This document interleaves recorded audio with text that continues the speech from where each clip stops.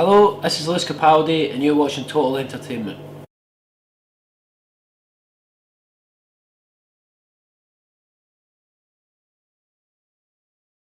Yeah. So that was I couldn't believe that the label let us do it. Do you know what I mean? It was one of those things where so they were like, we had this song, and it was out, and we were going to release it, and they were like, I've only ever done one video, like a proper video before, and it was like it was a song I think I did with Jesse Reyes for a song called Rush, and we'd actually tried to get a video done for Tough, which was a single before Grace, and then just ran out of time, didn't have the time to do it and stuff. So and yeah, so this one we were like, right, we definitely want a video for this, let's get it going and stuff. And then we were getting like all these treatments in from different directors and things like that, and it was a case of like them being, because the song's quite emotional, they were all very like emotional, like ideas, like me and the girl, and I'm like longing, pining for the girl or whatever. Do you know what I mean? And that's just not me at all. Like, I'm not, even though the songs are that kind of like emotional leading songs. Do you know what I mean? It's not. That's all I like to do, but the sincerity of it. Like, I'm not an actor. I'm not very good at being sincere ever. Like, do you know what I mean? So I was like, no. They were like, well, because I kept turning things down, and they were like, well, maybe we should do something just a bit different and something like that. And then so they just said, let's do something that's you then. What do you want to do? And it was a case of me just being like, what's the most ridiculous thing I could think of? And it was pole dancing in a strip club. And then and that, because I had kind of was like, me pole dancing in a strip club, there you go.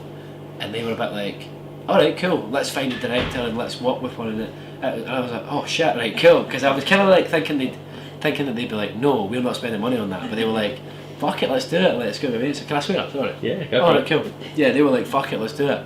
And it was a case of me just being a bit like, cool. So we found this director, his name's Louis Bose. He's fucking brilliant, and he kind of helped hash it out and make it like a full thing, rather than me just being like, oh, it'd be funny if I was on a stripper pole. And yeah, the closer it got, the more I was like, oh shit, I need to fucking do this. I actually need to do it. And because it's like, it's a music video obviously, but it's still me pole dancing in a room full of people with cameras everywhere, and I was like, fuck me, this is embarrassing. But no, it turned out really nice, and I'm buzzing with it, and people seem to enjoy it. So yeah.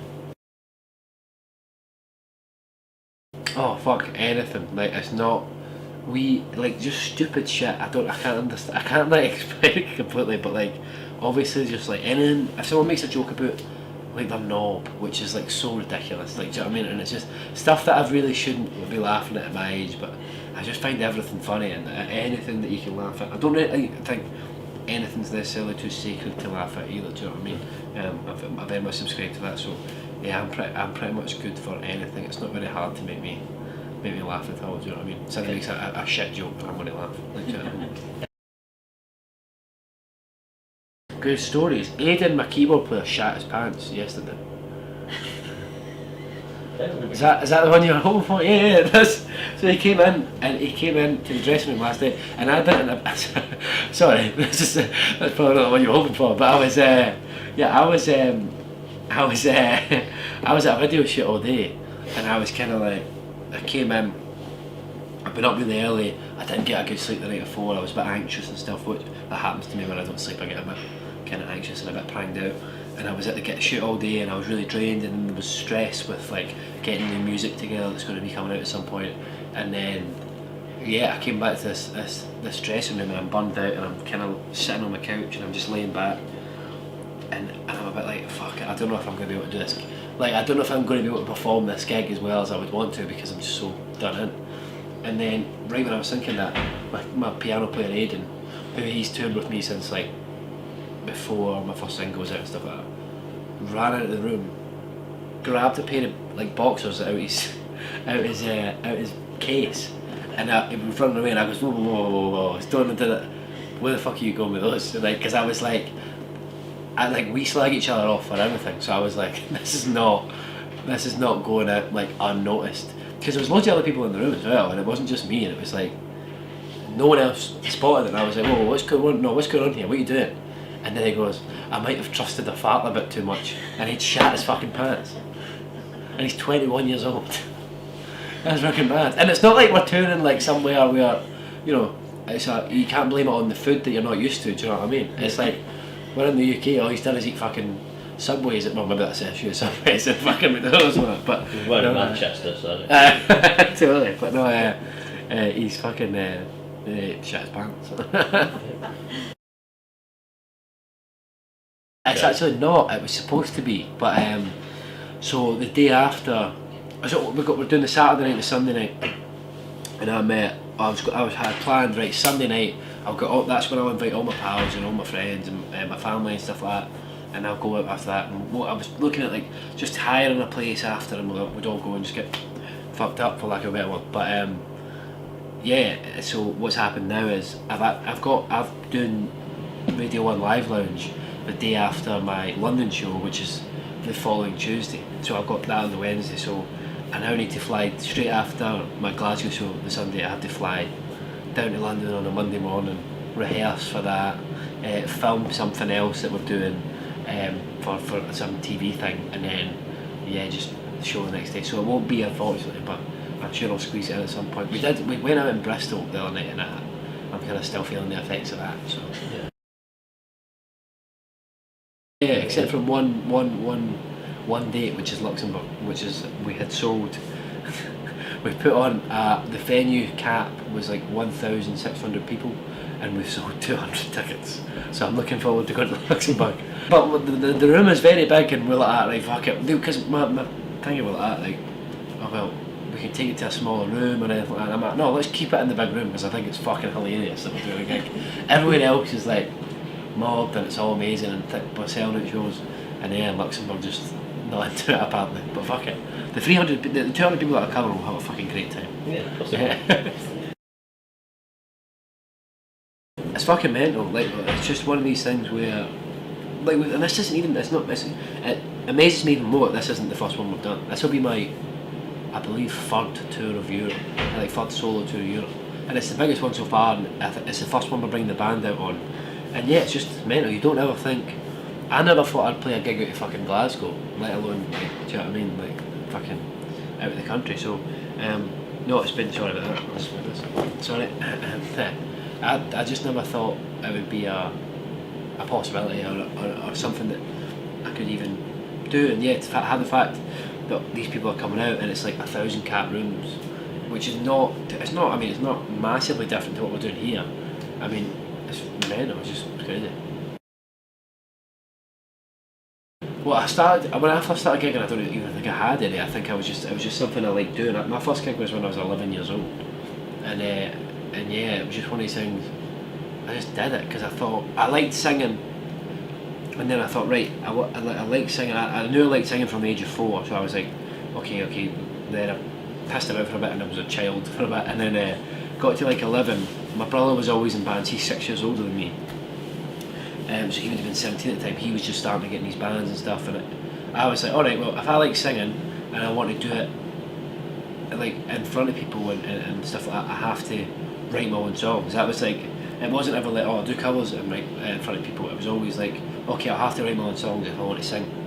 And then so I did that, and then it was like, well, I'm going to have to learn how to play guitar if I want to sing, because I need something to back me up and that. Do you know what I mean? So it was all very. Coincidental isn't the word, but it was just something like I liked singing, and then that meant, right, you have to write songs, and then I liked the singing and writing songs, so I was like, right, you should probably learn how to play guitar, and then I learned how to play guitar to facilitate. Yeah, it was like facilitating that. So when I first started playing gigs, it was just to facilitate the fact that I liked singing and I wanted to sing in front of people. So then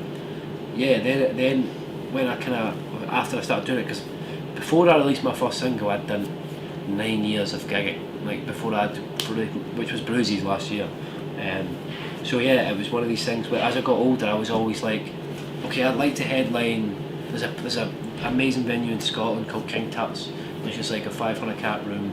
No, maybe less than that actually. I'm not really sure. Maybe 300. It's 350, I think, or 350, 400.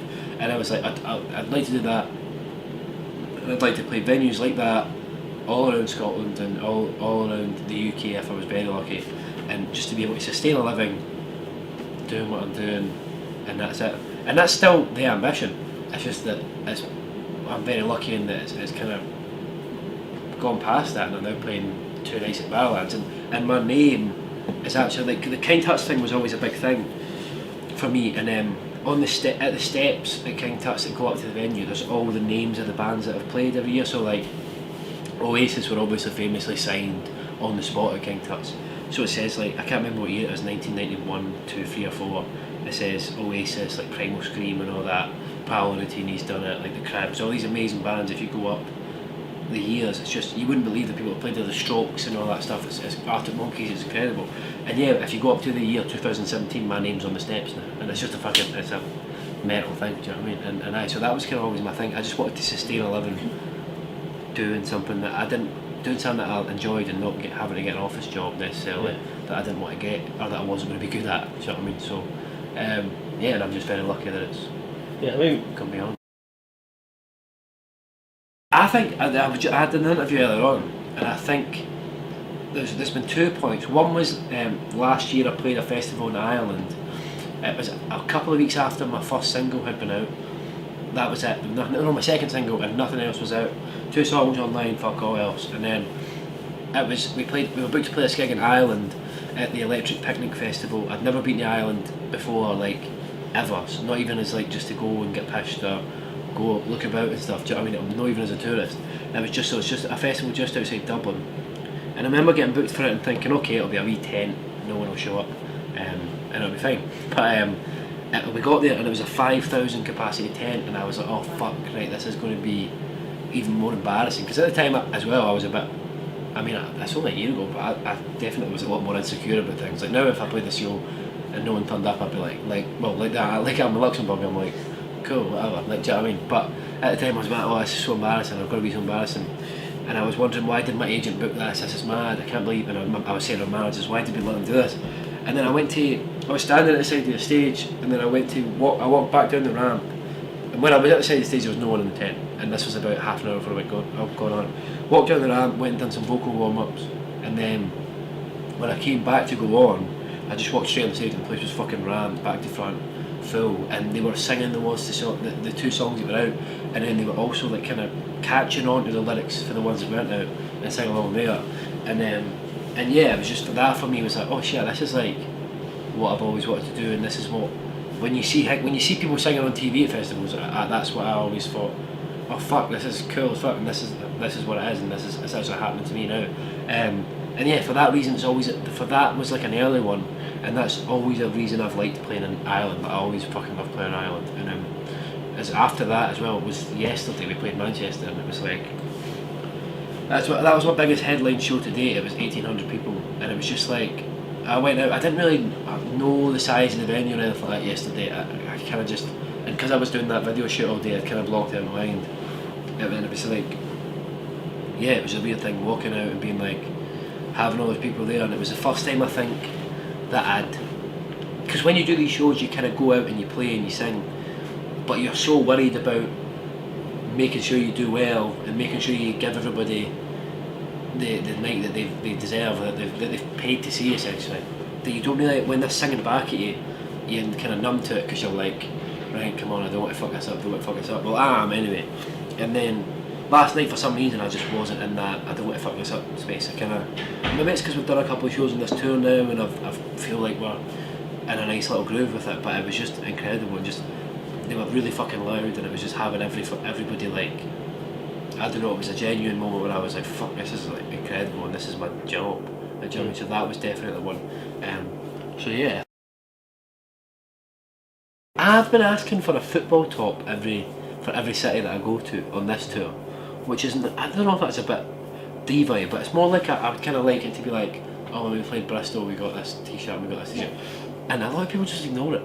Like, they don't hang it. So it's kind of nice, even if that was kind of like a diva being like, oh, it's kind of like a football top. Like, because the tour manager goes, oh, you can just ask for stuff and you put it on it. And I'm like, oh, cool, a football top for where you go. And it's nice to know, like, oh, you're not that big a deal. Like, I mean, you're just some wee guy. We're not going to buy you a football top. Do you know what I mean? But it's kind of like, oh, obviously comes in that you pay for in the rider. But I don't know, man. For this one, I've been enjoying non-alcoholic beers quite a lot on this tour, which is a very new thing for me.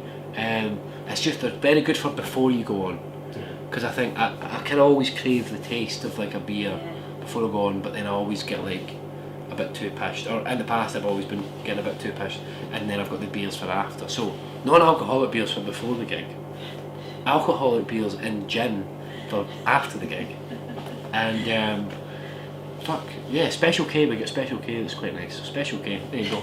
Those 3 things. New music, a lot of it. In fact, that's kind of plans for this year as well. Just is a lot more new music, a lot more gigs. Try to finish an album will be out next year at some point, definitely, but I just don't know when. But yeah, just for the protocol for the next year and a half is just new music, more gigs, trying to get the music to as much people as possible, and yeah, just having a laugh.